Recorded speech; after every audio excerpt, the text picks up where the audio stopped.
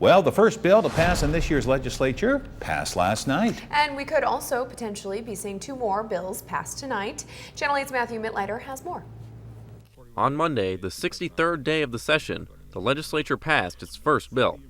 At this point of the year, bills are starting to make it to final reading before being passed by lawmakers and going to the governor's office for a signature. The first bill to pass was LB 376, which creates a brand registration for the Nebraska Liquor-Control-Commission.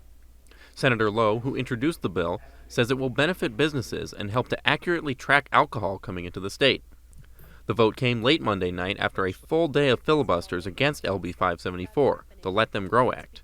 Senators say despite slowdowns in the session, they're expecting this year to still be productive. You know, day 63 or whatever it was, it's nice we finally got a bill passed. We're being slowed down, but we were always slowed down. Even with when Senator Chambers was here, we moved at a snail's pace, and it gave us time to think about our bills. On Tuesday, 2 more bills were also on the docket for their final reading. One was LB 775, which changes provisions around horse racing and gambling in the state. Senator Lowe also introduced that bill and said while it would not expand gambling any further in Nebraska, it would help to regulate it and make sure facilities are following the proper rules.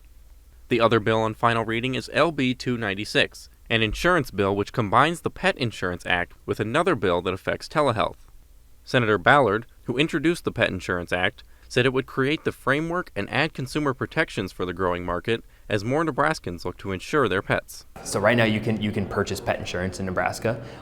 There's just not a lot of consumer protections. A startup business can come sell pet insurance and they can sell you XY policy and not provide that service. And there's not a ton that the Department of Insurance can do about that because there's not this statutory framework. The other half of that insurance bill is Senator Fredrickson's telehealth bill, which makes sure providers get reimbursed for telehealth services. This is actually a really big deal. So this helps enable better access to health care for Nebraskans, frankly statewide, but particularly in rural areas where there might not be as many opportunities for in-person services. This gives folks an opportunity to see their medical providers on a remote basis.